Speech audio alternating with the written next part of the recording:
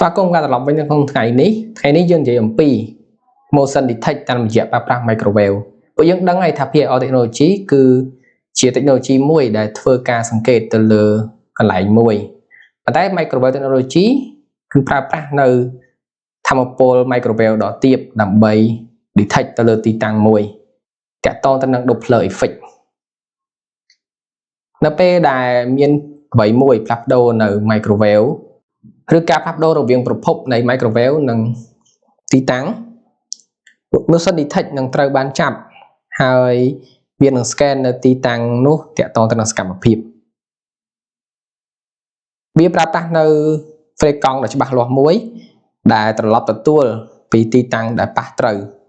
ចូលមកឧបករណ៍របស់យើងវិញហើយ frame កង់ដដែលនោះធ្វើឲ្យយើងអាចចាប់ដឹងថាតើមាន motion ឬក៏សកម្មភាពនៅទីតាំងនោះបើសិនជាខុសគឺវាមិនមានទទួលនៅការផ្ដល់ជាអាឡាមទេប៉ុន្តែនៅករណីដែលវាខុសពីសកម្មភាពធម្មតា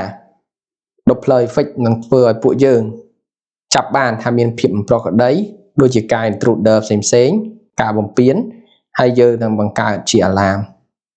ដោយប្រើប្រាស់នៅ signal microwave ដែលទទួលបានពីឧបករណ៍ធ្វើសកម្មភាពនៅទីនោះម្យ៉ាងទៀតនៅពេលដែលអ្នកបំពានគាត់ចាក់ចេញទីតាំងគឺយើងនឹងឃើញរលក frame កង់មានការរីកដូច្នេះដើម្បី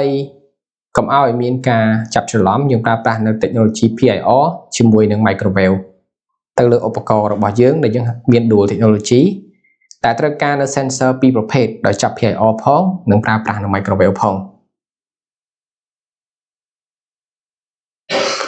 វាផ្ដល់នូវកម្រិតខ្ពស់ក្នុងការមើលនៅសកម្មភាពសុវត្ថិភាពរបស់យើងនិងទំនុកចិត្តបានសូមអរគុណ